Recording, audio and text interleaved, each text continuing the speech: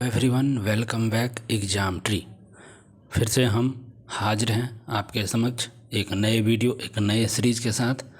आप देख सकते हैं बिहार दरोगा बिहार अवर निरीक्षक डबल स्टार वर्दी पहनने का जो दरोगा का पावर, इसके तहत हम लोग यह वीडियो है महत्वपूर्ण और रामबाण है। अंत तक जुड़े रहिएगा। बिहार पुलिस दरोगा का जो 1799 पोस्ट है, खासकर उसके लिए एकदम अव्वल लेवल का ये रामबाण है। यह जो PYQ क्वेश्चंस इसमें होंगे, टोटल 100 क्वेश्चंस हैं। क्वेश्चन बैंक है, PYQ क्वेश्चन पूछा हुआ। हम लोग लगभग 10 सेट को देखेंगे विथ फुल एक्सप्लेनेशन के साथ। तो अंत तक रहना है और पहली बार है सब्सक्राइब करके लाइक वगैरह ठोक दीजिएगा, शेयर कर दीजिएगा अपने मित्रों को, अपने स्टडी ग्रुपों में एक बार ज़रूर। PDF के लिए आप हमारे टेलीग्राम चैनल को ज्वाइन कीजिए। तमाम स्टडी रिलेटेड PDF अवेलेबल है Telegram channel, link description box में मिल जाएगा। इससे पहले भी बिहार दरोगा के बहुत सारे PYQ अपलोड हैं। यह यूथ पब्लिकेशंस का जो PYQ क्वेश्चंस है, क्वेश्चन बैंक है, रामबाण है, विथ एक्सप्लेनेशन के साथ चलेंगे। हम लोग एक पूरे सेट को दो पार्ट में लाएंगे, 2 वीडियो 50-50 क्वेश्चंस का, क्योंकि विथ एक्सप्लेनेशन के साथ हम लोग बताएंगे। चलेंगे बिना देर किए हुए क्वेश्चंस पे। बिहार पुलिस अवर सेवा आयोग, बिहार अवर निरीक्षक बिहार दरोगा, देख सकते हैं बिहार SI का है, सॉल्व और प्रैक्टिस बुक है, YTC यूथ पब्लिकेशन का है। तो और देख सकते हैं बिहार कर्मचारी चयन आयोग द्वारा जो बिहार दरोगा मध निषेध में जो पूछा गया था PT प्रारंभिक परीक्षा, वो भी 18/5/2025 को इसके हल प्रश्न है। और बहुत लेटेस्ट समझ 18/5/2025 18 मई को जो हुआ था उससे रिगार्डिंग है और महत्वपूर्ण है, क्योंकि इसी से रिगार्डिंग आपको क्वेश्चन और PYQ क्वेश्चन के कम से कम 10 से 12 क्वेश्चन आपको PYQ क्वेश्चन रिपीट होंगे। बिहार पुलिस, BPSC और बिहार दरोगा का ये अब तीनों का मिला हुआ जो क्वेश्चन होगा इसमें संग्रह है, और यहाँ से आपको 10 से 12 क्वेश्चन सेम टू सेम उठा कर डाल दिया जाता है। तो बिल्कुल इसके लिए आपको स्किप नहीं करना है, अंत तक जुड़े रहना है। चलेंगे हम लोग सीधा क्वेश्चन पे आते हैं। देख लीजिए क्वेश्चन। पहला क्वेश्चन आपके समक्ष, निम्नलिखित में से ट्रांस साइबेरियन रेल मार्ग की लंबाई क्या है? VVI question, trans Siberian rail मार्ग की लंबाई पूछ दिया गया है। तो ट्रांस साइबेरियन रेल मार्ग की लंबाई जो है 9289 किलोमीटर है। भैया कितना है? तो 9289 किलोमीटर। कितना? तो 9289 किलोमीटर ट्रांस साइबेरियन रेल मार्ग की लंबाई है। 9289 इंपॉर्टेंट। ट्रांस साइबेरियन रेल मार्ग दुनिया का सबसे लंबा रेलवे लाइन है, सबको मालूम है। इसकी लंबाई 9289 किलोमीटर है और यह रेल लाइन रूस के यूरोप भाग में स्थित मास्को, क्योंकि मास्को रूस का राजधानी और यह एक यूरोप में पड़ता है, और बाकी उसके कुछ हिस्से जो है 40% यह एशिया में भी पड़ते हैं।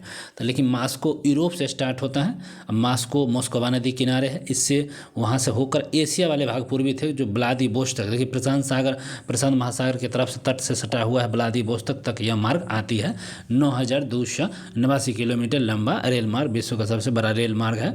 यह मार्ग रूस के यूरोपीय भाग को यूराल पर्वत, साइबेरिया और सुदूर पूर्वी क्षेत्रों को भी जोड़ता है। तो इतने सारे पॉइंट्स हैं। और रूस का भी राष्ट्रपति व्लादिमीर पुतिन है, रूबल उसकी राजधानी है और ड्यूमा उसकी संसद है।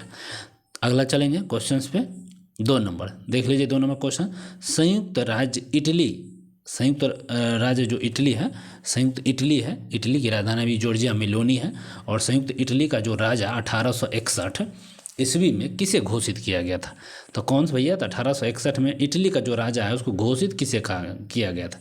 तो वह थे विक्टर एमेनुअल टू को, ठीक है, क्या किया गया था भैया? 1861 में राजा घोषित किया गया था। किसके? विक्टर एमेनुअल टू को इटली का राजा 1861 में घोषित किया था। तो 1861 मतलब 19वीं शताब्दी के मध्य में इटली के कई राजाओं में बटा हुआ था, और ये सार्डिनिया मिड मोंट के शासक विक्टर एमेनुअल टू के एकीकरण का प्रयास था, जिसमें प्रधानमंत्री कैबूर ने उत्तरी इटली और क्रांतिकारी इयोसेप गैरिबाल्डी ने दक्षिण इटली को जोड़ने में मदद किया। गैरिबाल्डी ने अपने विजय अभियान के दौरान सैमुअल द्वितीय को समर्पित किया था, और फलस्वरूप 1861 में विक्टर एमेनुअल टू को संयुक्त रूप से इटली का राजा घोषित कर दिया गया 1861 में। तो ये बहुत ही महत्वपूर्ण है।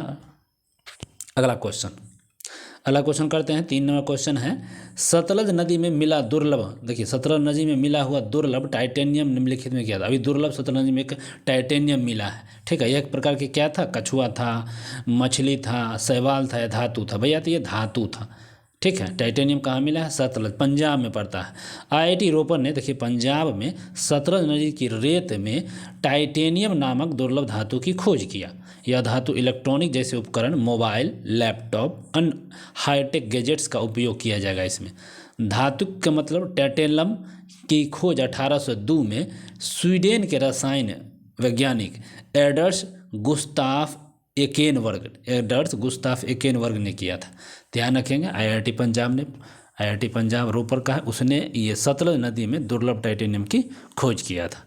चलिए अगला क्वेश्चन करेंगे 4 नंबर क्वेश्चन है, कृषि अर्थव्यवस्था के किस क्षेत्र के अंतर्गत आता है? जो कृषि अर्थव्यवस्था है बिल्कुल जानते ही हैं, यह कौन से क्षेत्र के आते हैं? तृतीयक, प्राथमिक, द्वितीयक और ये विनिर्माण। तो ये जो कृषि है भैया, तो ये आते हैं कौन से क्षेत्र में? तो ये आते हैं प्राथमिक क्षेत्र में। किस क्षेत्र में आएंगे? तो प्राथमिक क्षेत्र में आते हैं। कृषि अर्थव्यवस्था की प्राथमिक क्षेत्र के अंतर्गत आती है। प्राथमिक क्षेत्र वह क्षेत्र होता है जो प्राकृतिक संसाधनों का सीधा उपयोग करती है, जैसे कि कृषि, वानिकी, खनन आदि, ये सब क्या है? ये प्राथमिक क्षेत्र में आते हैं ये सब। और कृषि इस क्षेत्र का एक प्रमुख हिस्सा है, क्योंकि यह एक प्राकृतिक संसाधन जैसे मिट्टी, पानी पर निर्भर होती है। अन्य क्षेत्र जैसे द्वितीयक क्षेत्र विनिर्माण, तृतीयक क्षेत्र में सेवाएं, कृषि से प्राप्त कच्चे मालों को आगे संशोधित करके बढ़ाया जाता है। तो ये सब कृषि क्षेत्र के अंतर्गत था। कौन थे? तो प्राथमिक क्षेत्र में था। अगला क्वेश्चन, तो अगला प्रश्न 5 number, long walk to freedom किसके द्वारा लिखा गया है? तो लॉन्ग वॉक टू फ्रीडम है, रचना है, किसके द्वारा लिखा गया है भैया? तो लॉन्ग वॉक टू फ्रीडम की रचना जो है नेशनल मंडेला के द्वारा लिखी गई है। नेशनल मंडेला के द्वारा लॉन्ग वॉक टू फ्रीडम आत्मकथा है। लॉन्ग वॉक टू फ्रीडम दक्षिण अफ्रीका के पूर्व राष्ट्रपति नेशनल मंडेला के द्वारा लिखित एक आत्मकथा है। क्या है? तो आत्मकथा है।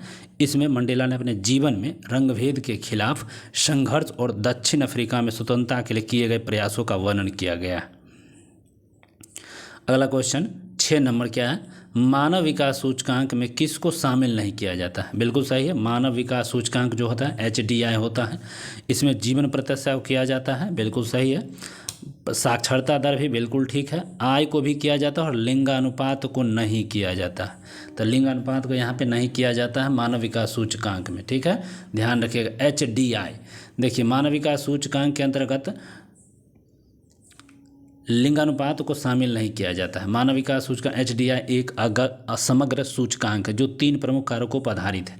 अब 3 प्रमुख कारक जो आधारित है उसको देखिए। पहला है जीवन प्रत्याशा, शिक्षा और प्रति व्यक्ति आय। इन मापकों के आधार पर ही देश के मानव विकास का आकलन किया जाता है। मानव विकास रिपोर्ट 2025 में a matter of choice, peoples and possibilities in the age of AI शीर्षक से संयुक्त राष्ट्र विकास कार्यक्रम UNDP द्वारा जारी किया गया था, जिसमें भारत को 193 देशों में से 130वां स्थान हासिल हुआ। तो HDI में ध्यान रखें, अभी मई में बताया गया था इस तरह से 193 में HDI में 130वां स्थान है भारत का। और किसके द्वारा जारी किया गया था भैया? तो a matter of choice, peoples and possibility in the age of AI शीर्षक के संयुक्त UNDP जारी करता है, UNDP द्वारा जारी किया था, यह शीर्षक के साथ जारी किया गया था। तो ध्यान रखिएगा। नेक्स्ट क्वेश्चन 7 नंबर, भारत के किस राज्य में लमेरू हाथी रिजर्व स्थित है? लमेरू हाथी रिजर्व कहाँ है भैया स्थित? तो लमेरू हाथी रिजर्व जो स्थित है छत्तीसगढ़ में स्थित हो जाएगा। छत्तीसगढ़ लमेरू राष्ट्रीय उद्यान, लमेरू राष्ट्रीय रिजर्व भारत के छत्तीसगढ़ राज्य के कोरबा जिले में स्थित है। इस रिजर्व को वर्ष 2007 में केंद्र सरकार के द्वारा 450 वर्ग किलोमीटर क्षेत्र में स्थापित किया गया था। तो लमेरू छत्तीसगढ़। नेक्स्ट क्वेश्चन 8, निम्नलिखित में से मौलिक अधिकार का हनन बताइए। अब देखिए पूछा मौलिक अधिकार का इनमें से कौन हनन? पहला सामूहिक आंदोलन का मौलिक अधिकार हनन, सामूहिक आंदोलन करना सो पूछा गया है। तो सामूहिक आंदोलन का नहीं, ये तो नहीं होगा। रात्रि में 10 बजे के बाद शराब करके पीना, ये भी ठीक नहीं।